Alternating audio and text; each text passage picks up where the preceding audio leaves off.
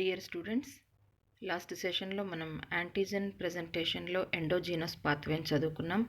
మరి ఈ సెషన్లో ఎక్సోజీనస్ పాత్వేని గురించి తెలుసుకుందాం.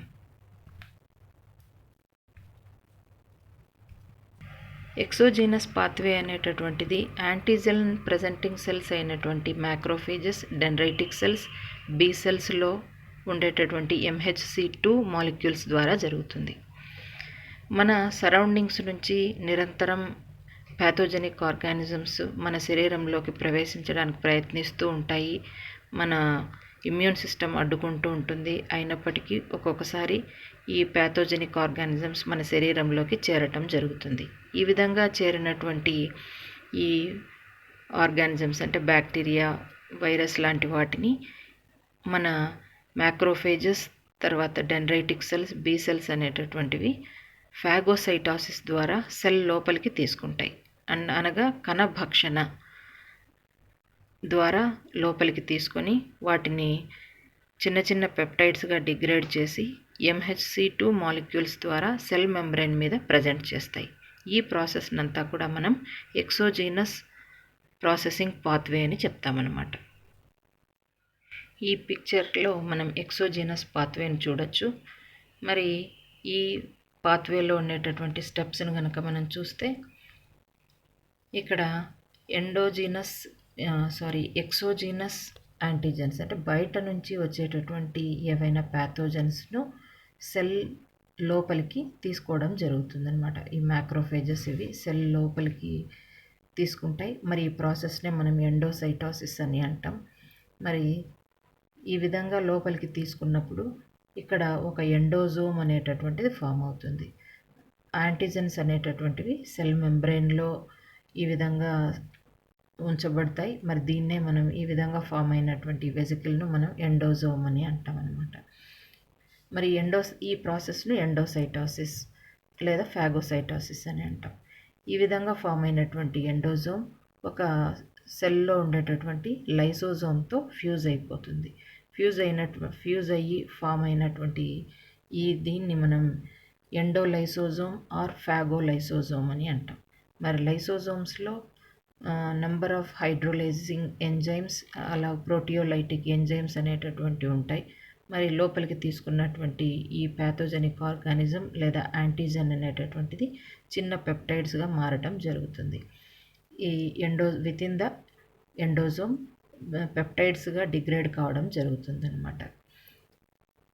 అది ఫస్ట్ స్టెప్. అనదర్ స్టెప్ ఇక్కడ మనం చూస్తే ఎండోప్లాస్మిక్ రెటికులం. ఈ ఎండోప్లాస్మిక్ రెటికులంలో MHC2 మాలిక్యూల్ సింథసిస్ అనేటటువంటిది జరుగుతుంది. MHC2 మాలిక్యూల్స్ స్ట్రక్చర్ మనం ఆల్రెడీ చదువుకున్నాం. ఇక్కడ ఆల్ఫా చైన్, బీటా చైన్ అనేటటువంటిది ఉన్నాయి. ఒక ఆల్ఫా చైన్ తర్వాత బీటా చైన్తో తయారైనటువంటిదే MHC2 మాలిక్యూల్. మరి ఈ MHC2 మాలిక్యూల్కు సపోర్ట్ చేస్తూ ఇంకొక చైన్, ఇన్వారియంట్ చైన్ అనేటటువంటిది, ఈ రెడ్ కలర్లో ఉన్నటువంటి ఇన్వారియంట్ చైన్ అనేటటువంటిది సింథసైజ్ కావడం జరుగుతుంది. ఈ ఇన్వారియంట్ చైన్ అనేది MHC2 మాలిక్యూల్ యొక్క పెప్టైడ్ బైండింగ్ గ్రూవ్కు బైండ్ అయ్యి వేరే ఏ పెప్టైడ్స్ దీంతో బైండ్ కాకుండా ప్రొటెక్ట్ చేస్తూ ఉంటాయన్నమాట. మరి ఇటువంటి MHC2 molecules they are released from endoplasmic reticulum and enter into Golgi complex. Golgi కాంప్లెక్స్లోకి ఎంటర్ అవుతాయి. మరి గాల్గి కాంప్లెక్స్ నుంచి ఇవి వెజికిల్స్గా, ఎగ్జోసైటిక్ వెజికిల్స్గా MHC2 molecules along with invariant chain release అవుతాయి. మరి ఇలాంటి ఎగ్జోసైటిక్ వెజికిల్స్ ఒక ఫాగోలైసోజోమ్, ఇందాక మనం చెప్పినటువంటి ఫాగోలైసోజోమ్ ఆర్ ఎండోలైసోజోమ్ విత్ డిగ్రేడెడ్ పెప్టైడ్స్తో ఈ ఎక్సోసైటిక్ వెజికిల్ ఫ్యూజ్ కావడం జరుగుతుందన్నమాట. మరి ఫ్యూజ్ అయినప్పుడు ఇక్కడ ఇన్వారియంట్ చైన్ అనేటటువంటిది లైసిస్ జరిగి డిగ్రేడ్ అయ్యి ఇక్కడ ఉన్నటువంటి పెప్టైడ్ MHC2 మాలిక్యూల్తో బైండ్ అవుతుంది. మరి MHC2 మాలిక్యూల్ అనేటటువంటి సెల్ సర్ఫేస్ మీదకి వచ్చి మరి ఇక్కడ ప్రజెంట్ చేయబడుతుంది. మరి ప్రజెంట్ చేయబడినటువంటి ఈ MHC2 మాలిక్యూల్ను టీ హెల్పర్ సెల్ ఐడెంటిఫై చేసి మరి తర్వాత బి సెల్స్ని యాక్టివేట్ చేసి దాని నుంచి ఇమ్యునోగ్లోబులిన్స్ ఆర్ యాంటీబాడీస్ని రిలీజ్ చేసి ఇమ్యూన్ రెస్పాన్స్ అనేటటువంటిది చూపించడం జరుగుతుందన్నమాట. మరి దీన్ని మనం ఎక్సోజినస్ పాత్వే అని. ఈ ఎక్సోజినస్ పాత్వేలో ఉన్నటువంటి స్టెప్స్ని మనం డీటెయిల్డ్గా చదువుకుంటే assembly of class 2 MHC molecules, MHC molecules synthesis తర్వాత వాటి యొక్క అసెంబ్లీ అనేటటువంటిది, అవి పెప్టైడ్తో బైండ్ కావటం అనేటటువంటిది ఒక ఇంపార్టెంట్ పాయింట్ అనమాట మరి యాంటీజెన్ ప్రాసెసింగ్లో. మరి ఇక్కడ ఎంహెచ్సి క్లాస్ 2 మాలిక్యూల్స్ అన్నీ కూడా ఎండోప్లాస్మిక్ రెటిక్యులంలో సింథసైజ్ అవుతాయి. అలాగే దాంతోపాటుగా దాన్ని అసోసియేట్ చేస్తూ ఉండేటటువంటి ఇన్వారియంట్ చైన్ కూడా అక్కడే సింథసైజ్ అవుతుంది. మరి ఈ ఇన్వారియంట్ చైన్ వచ్చి ఎంహెచ్సి మాలిక్యూల్ యొక్క పెప్టైడ్ బైండింగ్ గ్రూవ్తో బైండ్ అయి ఉంటుంది, దాన్ని ప్రొటెక్ట్ చేస్తూ ఉంటుంది, వేరే ఏ ఇతర పెప్టైడ్ బైండ్ కాకుండా. మరి ఇటువంటి ఎంహెచ్సి మాలిక్యూల్స్ ఎండోప్లాస్మిక్ రెటిక్యులం నుంచి రిలీజ్ అయ్యి గాల్గి కాంప్లెక్స్లోకి వెళ్ళి తర్వాత ఫాగోలైసోజోమ్తో ఫ్యూజ్ అవుతాయి అన్నమాట. మరి ఇక్కడ ఇన్వారియంట్ చైన్ డైజెస్ట్ అయిపోయి దాని యొక్క చిన్న ప్రోటీన్ క్లిప్ మాత్రం లీవ్ అయి ఉంటుంది. మరి ఈ క్లిప్ను HLA-DM అనేటటువంటి ప్రోటీన్ రీప్లేస్ చేసి పెప్టైడ్ను దానికి బైండ్ చేస్తుంది. మరి ఆ ప్రాసెస్ని అంతా కూడా మనం పక్కన ఉన్నటువంటి డయాగ్రమెటిక్ రిప్రజెంటేషన్ ద్వారా మనం చూడొచ్చు అనమాట. మరి ఇక్కడ చూస్తే ఇది class 2 MHC molecule, alpha chain and beta chain. It binds with invariant chain. ఈ ప్రాసెస్ అంతా కూడా మనం ఈ ఇన్వారియంట్ చైన్ బైండ్ అయ్యేంత వరకు ఎండోప్లాస్మిక్ రెటిక్యులంలో జరుగుతుంది. ఇది ఇన్వారియంట్ చైన్. ఈ ఇన్వారియంట్ చైన్ వచ్చి పెప్టైడ్, ఈ ఎంహెచ్సి మాలిక్యూల్ యొక్క పెప్టైడ్ బైండింగ్ గ్రూవ్తో బైండ్ అయి ఉంటుంది. మరి ఇటువంటివి ఎండోప్లాస్మిక్ రెటిక్యులం నుంచి రిలీజ్ అయ్యి గాల్గి కాంప్లెక్స్ ద్వారా వెజికల్ ఫామ్లో రిలీజ్ అవుతాయి. Then it fuses with lysosome, ఫాగోలైసోజోమ్.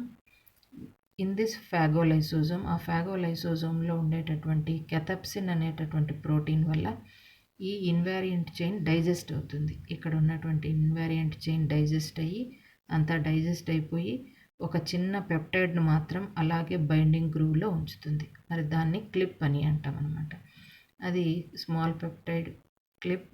Clip అంటే క్లాస్ 2 అసోసియేటెడ్ ఇన్వారియంట్ చైన్ పెప్టైడ్ అనమాట. ఇదంతా కూడా ఫాగోలైసోజోమ్లోనే జరుగుతుంది. ఈ విధంగా ఈ క్లిప్ ఉన్నప్పుడు next here another protein HLA-DM, human leucocyte antigen. అంటే ఇది కూడా ఎంహెచ్సి మాలిక్యూల్ సింథసైజ్ అయ్యే ప్లేస్లో ఉండేటటువంటి జీన్ సింథసైజ్ చేసిన ప్రోటీనే HLA-DM అనేటటువంటిది. ఈ క్లిప్ను రీప్లేస్ చేసి మరి ఫాగోలైసోజోమ్లో ఉండే యాంటీజెన్ పెప్టైడ్ను దీనికి బైండ్ చేయడం జరుగుతుందన్నమాట.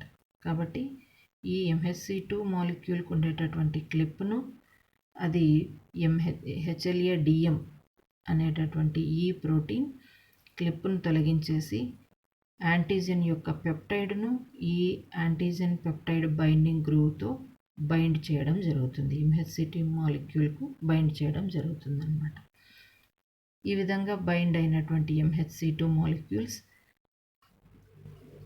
రిలీజ్ అయ్యి సెల్ మెంబ్రెయిన్ మీద ప్రజెంట్ చేయడం జరుగుతుందన్నమాట. ఇక్కడ HLA-DM ప్రోటీన్కు అగైనెస్ట్గా పనిచేసేటటువంటిది HLA-DO.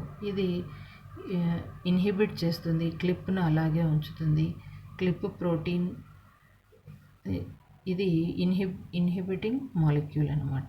మరి HLA-DM క్లిప్ను రీప్లేస్ చేసి పెప్టైడ్ను యాడ్ చేసేటటువంటిది అయితే దీనికి అగైనెస్ట్గా పనిచేసేది HLA-DO అనేటటువంటి ప్రోటీన్.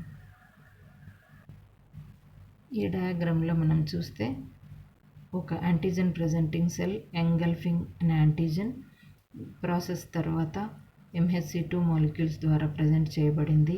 మరి దీన్ని T హెల్పర్ సెల్ ఐడెంటిఫై చేసి యాక్టివేట్ అయ్యి B సెల్స్ని యాక్టివేట్ చేసి యాంటీబాడీస్ ప్రొడ్యూస్ చేయడానికి కారణమైంది. మరి దీన్నంతా కూడా హ్యూమోరల్ రెస్పాన్స్ అని అంటామన్నమాట. మరి హ్యూమోరల్ రెస్పాన్స్లో యాంటీబాడీస్ ప్రొడ్యూస్ అయ్యి మరి మన బాడీలోకి ఎంటర్ అయినటువంటి యాంటీజెన్స్ను అవి న్యూట్రలైజ్ చేయటము, తర్వాత ప్రెసిపిటేట్ చేయటం, అలాగే ఆప్సనైజేషన్ చేయటం జరుగుతుందన్నమాట. మరి ఈ రెస్పాన్స్ అంతా హ్యూమోరల్ రెస్పాన్స్ అని అంటామన్నమాట. ఇది ఎక్సోజీనస్ పాత్వే. యాంటీజెన్ ప్రజెంటేషన్ అంతా మనం ఒక స్లైడ్లో చూస్తే ఇక్కడ ఎండోజీనస్ యాంటీజెన్ సెల్ లోపలే తయారయ్యేటటువంటి యాంటీజెన్స్ పెప్టైడ్స్గా మారి MHC1 మాలిక్యూల్స్ ద్వారా ప్రజెంట్ చేయబడటం జరిగింది. దీన్ని ఎండోజీనస్ పాత్వే అంటాం. మరి సెకండ్ టైప్ వచ్చి ఎక్సోజీనస్, బయట నుంచి వచ్చేటటువంటి యాంటీజెన్స్ను సెల్ లోపలికి తీసుకోవడం, వాటిని డిగ్రేడ్ చేసి MHC2 మాలిక్యూల్స్ ప్రజెంట్ చేయడం, దీన్ని ఎక్సోజీనస్ పాత్వే అని అంటాం.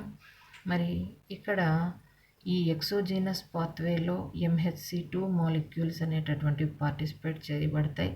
మరి ఈ pathway MHC2 molecule synthesis only antigen presenting సెల్స్లోనే జరుగుతుంది. మరి MHC మాలిక్యూల్స్ అయితే బాడీలో ఉండేటటువంటి అన్ని న్యూక్లియేటెడ్ సెల్స్ మరి సింథసైజ్ చేయగలుగుతాయి, ప్రజెంట్ చేయగలుగుతాయి. మరి ఒక్కొక్కసారి ఏమవుతుంది అని అంటే ఈ విధంగా బయట నుంచి వచ్చేటటువంటి ఈ ఎక్సోజీనస్ యాంటీజెన్స్ను మామూలుగా అయితే MHC2 మాలిక్యూల్స్ ప్రజెంట్ చేయడం జరుగుతుంది. ఒక్కొక్కసారి ఈ డెండ్రైటిక్ సెల్స్లో ఉండేటటువంటి MHC1 మాలిక్యూల్స్ కూడా ప్రజెంట్ చేస్తాయి. మరి దీన్నే క్రాస్ ప్రజెంటేషన్ అని అంటాం అన్నమాట. అంటే ఇది సాధారణంగా డెండ్రైటిక్ సెల్స్లో జరుగుతుంది. డెండ్రైటిక్ సెల్స్లో MHC1 మాలిక్యూల్స్ ద్వారా ఎక్సోజీనస్ యాంటీజెన్స్ ప్రజెంట్ చేయబడతాయి. మరి దీన్ని మనం క్రాస్ ప్రజెంటేషన్ అని అంటాం. ఇది antigen presentation. Thanks for watching. మరి నెక్స్ట్ సెషన్లో మనం యాంటీజెన్స్ గురించి తెలుసుకుందాం. Thank you.